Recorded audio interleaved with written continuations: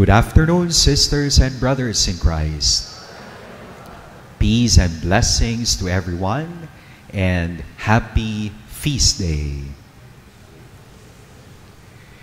It is said that behind the success and holiness of a person is the love, care, fervent prayers of a mother. Sa likod ng tagumpay, kabanalan ng isang tao ay ang pagmamahal, pag-aaruga, panalangin ng isang ina. Maaring yan ay ina sa dugo o ina sa puso. Biological mothers, spiritual mothers, mother figures in our life. It is often said, God is so busy. That is why He created mothers. Sino po sa inyo dito ang mga mothers? Yan. Sabi ho nila, when you look at the eyes of a loving mother, you would see what purest love is all about. How providential and timely that as we celebrate the Advent Christmas season, today is the solemnity of the Immaculate Conception, the principal patroness of the Philippines. Pinapaalala po sa atin ng ating mahal na ina. No? She is the most faithful disciple, the most dependable companion this Advent Christmas journey.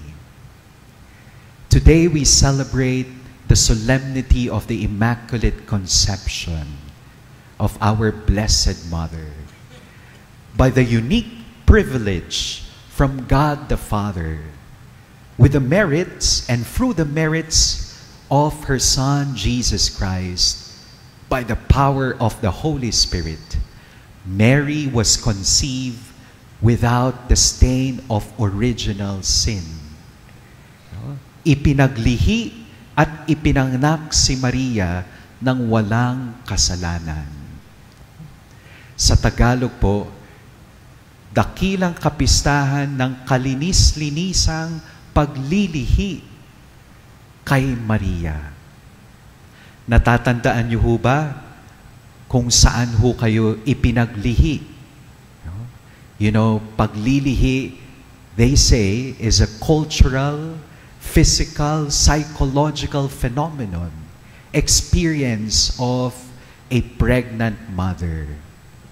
You know, when I ask my mom, Ma, saan mo ko pinaglihi? Sabi niya, well, that time, gustong-gusto ko kumain ng lechon paksiw. Hanggang ngayon ho, nagtataka ako, ano kaya yung meron sa lechon paksiw?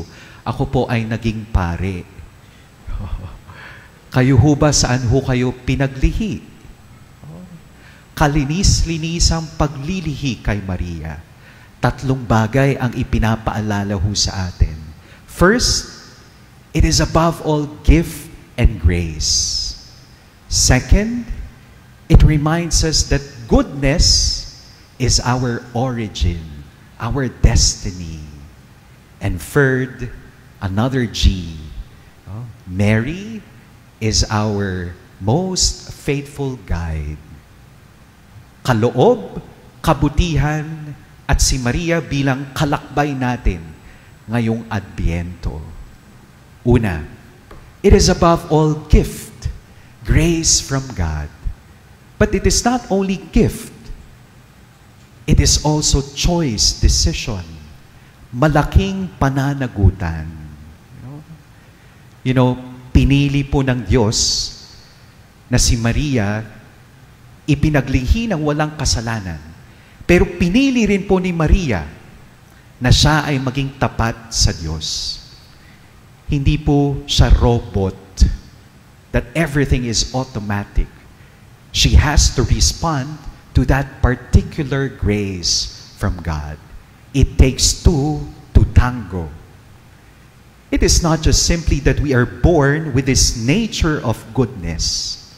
We have to nurture that nature of goodness.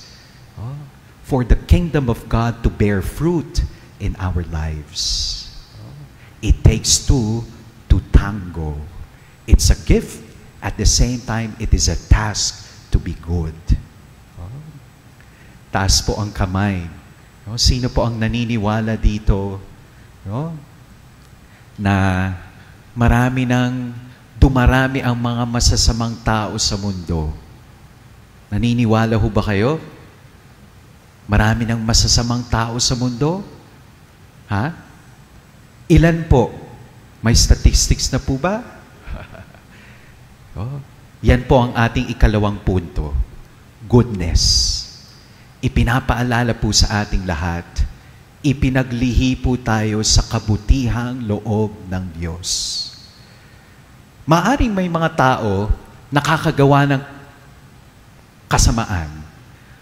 Maraming may mga taong napapasama dahil nakakalimutan na sila ay nilikha ng mabuti. Pero sa mata ng Diyos, wala ho siyang nilikha na masama. Napapasama. Nakakagawa ng kasamaan. We were all conceived in the goodness, in the graciousness of God. And that is Mary. Mary.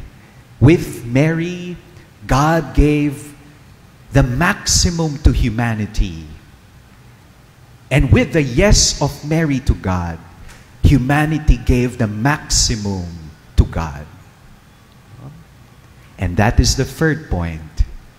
That is our mission. To live our lives in accordance with God's will. How? Let us be like Mary. First, look up, look within, and look forward. Look up. Magnificat of Mary. Everything is grace, everything is gift. Ang lahat ay kaloob, ang lahat ay biyaya. Alam po natin marami ho tayong naranasan na hindi ho maganda ngayong 2024. Pero meron at meron pa rin tayong dapat ipagpasalamat sa Diyos. Mata sa langit, paa sa lupa. That is Mary. Second, we look within. Conservabat of Mary. Listening, silence, meditation. Napakaraming mga boses, mga tinig na maririnig ho natin ngayong palpalapit na ang Pasko. In our surroundings, social media, even in our being, the depths of our heart, maraming mga boses. If we listen to the wrong voice, eventually we will make the wrong choices in life. But Mary chose to listen to the voice of God. And finally, third, we always look forward, look outward with Mary's fiat and stabat. Patuloy na magbigay, patuloy na maglingkod sa kapwa. Sinasabi ho natin, yes, Mary has that unique privilege to be sinless. Yes, she is sinless, but she was not spared from the suffering of being born in a sinful world. Wala siyang kasalanan. Pero ang mga taong busilak ang puso, walang kasalanan, sila ang tunay na naghihirap at nasasaktan. Sapagkat busilak ang kanilang puso at patuloy silang nagmamahal. My dear friends, we beg the Lord for the Holy Spirit that we may be able to live the very gifts of Mary. As we look up, look within, look forward in grace, in gratitude, and generosity. Amen.